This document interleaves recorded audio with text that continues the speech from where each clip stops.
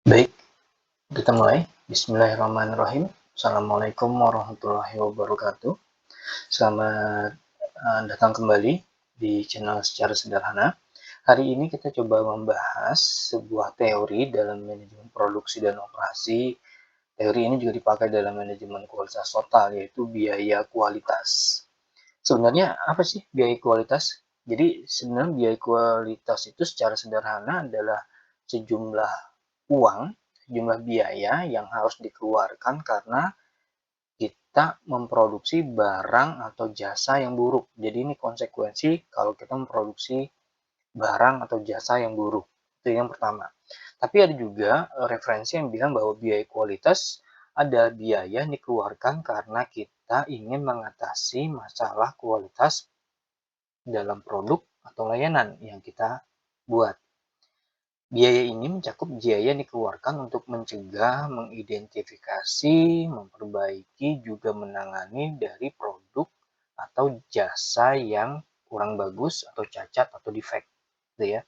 Jadi secara sederhana yang namanya biaya kualitas adalah segala sesuatu yang timbul sebagai konsekuensi karena kita mungkin memproduksi barang yang cacat atau barang yang jelek atau barang yang tidak sesuai dengan kebutuhan atau standar dari konsumen.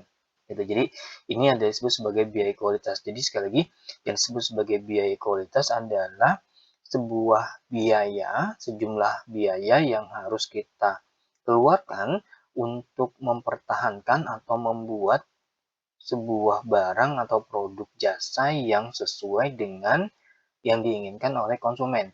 Tidak cacat, tidak mengalami penyimpangan dalam proses produksinya, tidak mengalami perubahan bentuk dan sebagainya. Ini adalah biaya kualitas.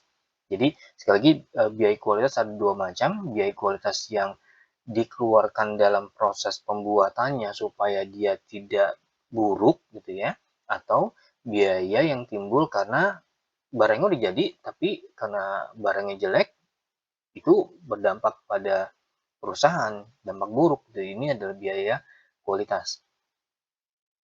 Selain itu, biaya kualitas juga sering disebut sebagai quality cost. Jadi ini adalah sejumlah uh, uang gitu yang harus dikeluarkan karena perusahaan mengeluarkan atau menghasilkan penjualan yang akhirnya tadi bisa berdampak kepada nilai kualitas yang akhirnya bisa menurunkan uh, maksimalitas dari keuntungan perusahaan. Ya, ini adalah quality cost. Jadi ini terjadi karena ada produk yang error atau produk yang gagal atau defect, gitu ya. Nah, untuk mengukur kualitas produk yang dihasilkan oleh perusahaan, biasanya perusahaan menggunakan 3 komponen. Komponen pertama adalah komponen biaya pencegahan. Di sini ada pencegahan terjadinya tadi hal yang buruk. Dan yang kedua adalah biaya penilaian gitu ya, kita membandingkan, kita menilai apakah produk kita bagus atau enggak, atau berikutnya adalah biaya kegagalan. Nah, biaya kegagalan ini bisa timbul karena dua macam, yaitu kegagalan di dalam perusahaan atau internal sebelum barang itu keluar, atau juga produk yang sudah keluar. Kita lihat biaya kegagalannya seperti apa.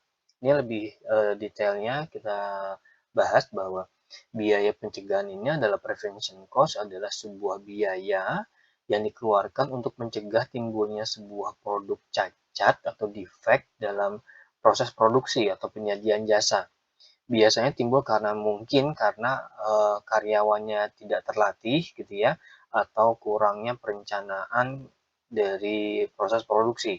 Jadi ini adalah biaya yang harus kita tanggung. Jadi kita perusahaan harus bisa menginvestasikan ini gitu ya, supaya karyawannya bisa kompeten, gitu ya, karyawannya bisa melakukan tugasnya dalam proses produksi atau uh, penyampaian jasa gitu ya, dan ini juga harus diperhitungkan juga biaya-biaya yang harus dikeluarkan untuk proses perencanaan proses produksi, misalnya bagaimana desainnya, bagaimana kemasannya gitu ya, bagaimana pemilihan warna dan seterusnya.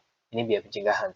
Lalu yang kedua adalah biaya penilaian atau appraisal cost. Di sini adalah biaya penilaian terkait dengan pengujian produk atau jasa yang memastikan bahwa produk tersebut sesuai dengan standar kualitas yang ditetapkan oleh perusahaan, gitu ya.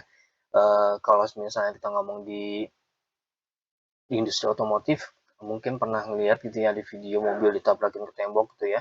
Itu adalah crash test gitu ya, itu adalah untuk mengukur seberapa besar standar kualitas keamanan di mobil tersebut.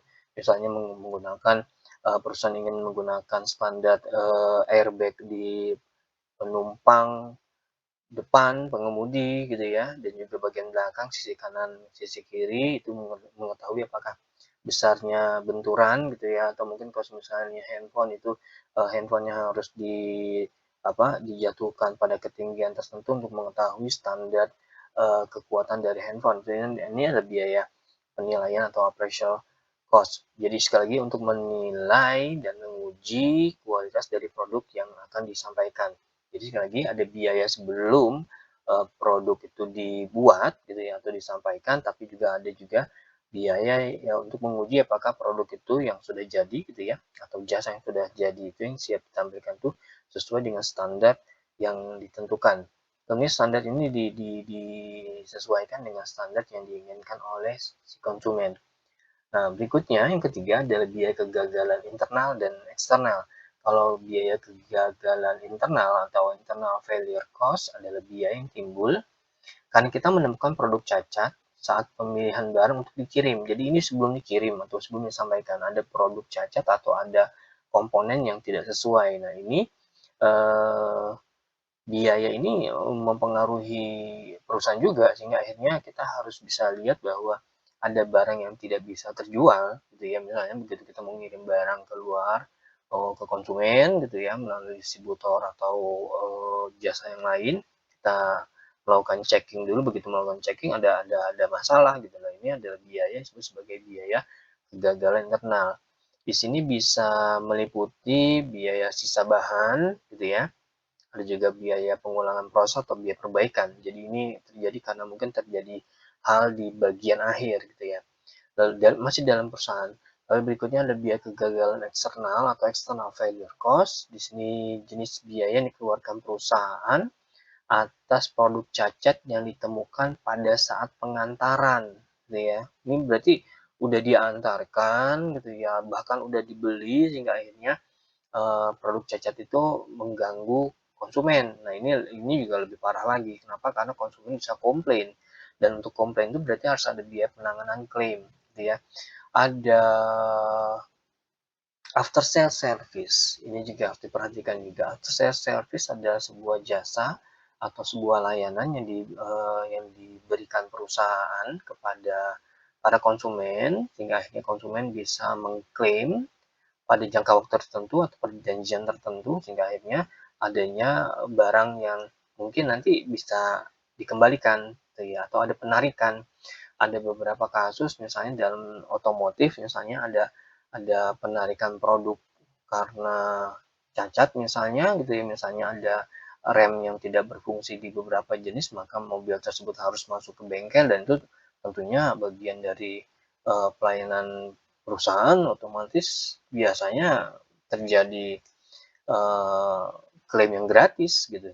Jadi ini biaya juga gitu, dan ini juga masuk dalam biaya garansi. Misalnya kalau misalnya kita beli barang ada jaminan 1 tahun gagal atau rusak, maka bisa mendapatkan pengembalian atau penggantian unit baru. Ini juga masuk dalam biaya yang harus ditanggung dan harus diperhatikan oleh perusahaan. Jadi semakin banyak kemungkinan error atau failure, ini akan membuat perusahaan akan mengalami permasalahan. Jadi bukan cuma ngomongin jualan banyak, tapi kalau jualan banyak ada masalah dalam produknya, nanti akan memberikan dampak juga kepada perusahaan. Jadi jualan banyak, misalnya 1 juta unit gitu ya, tapi kalau misalnya nanti yang jadi komplain itu jumlahnya ribuan, juga bisa berbahaya juga. Jadi akan menggerogoti pendapatan dari perusahaan. Nah, kenapa bisa terjadi gitu ya? Biaya ini bisa terjadi dan bisa memberikan dampak buruk kepada perusahaan, nggak lain karena produk yang dibuat tidak mampu dalam memenuhi standar kualitas dari pelanggan, ini bisa membuat pelanggan menjadi tidak puas, menjadi akhirnya membandingkan dengan kompetitor produk yang sama, hingga akhirnya bisa jadi komponen tersebut atau penilaian tersebut membuat si konsumen beralih kepada produk lain atau kepada kompetitor, dan ini disebut sebagai cost of poor quality. Jadi cost of poor quality adalah sebuah biaya yang harus kita tanggung karena ada kemungkinan konsumen yang beralih kepada produk yang lain, dan ini bisa berakibat kepada ancaman penurunan dari pendapatan perusahaan di kemudian hari. Jadi sekali lagi, yang namanya produk bukan cuman bisa dibikin aja atau jasa cuma bisa dikemas aja dengan bagus, tapi juga kita harus tahu kualitasnya juga harus sesuai dengan kebutuhan atau keinginan dari konsumen. Jadi kita harus pertama kali menentukan dulu, mengetahui dulu konsumen maunya apa, standarnya seperti apa, lalu kita bisa membuat produk atau jasa sesuai dengan keinginan atau standar dari si konsumen. Kalau misalnya konsumen minta A, tapi kita tidak bisa memberikan seperti yang konsumen inginkan, tentunya pertama kali barang tidak mereka akan beli gitu ya, nggak laku, jasa juga nggak akan mau dipakai. Tapi kalau misalnya jasa mau mereka pakai atau barang mereka mau beli, tapi kalau kualitas pada akhirnya tidak memenuhi apa yang menjadi ekspektasi atau harapan dari si konsumen, maka konsumen akan beralih.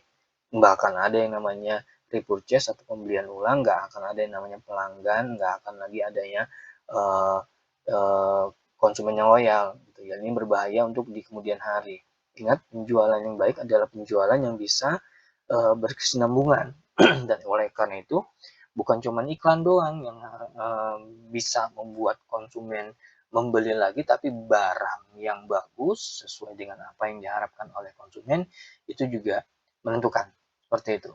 Ini kira-kira yang bisa disampaikan berhubungan dengan pemasaran, berhubungan dengan manajemen produksi dan operasi, berhubungan juga dengan manajemen kualitas atau manajemen kualitas total. Seperti itu. Baik, saya rasa ini saja yang bisa disampaikan. Terima kasih atas perhatiannya. Mudah-mudahan ini bisa memberikan sedikit gambaran tentang apa itu yang disebut sebagai biaya kualitas, dan mudah-mudahan ini bisa memberikan tambahan ilmu. Gitu ya. Terima kasih dari saya, terima kasih sekali lagi untuk waktu yang diberikan. Saya pamit. Wassalamualaikum warahmatullahi wabarakatuh. Pamit.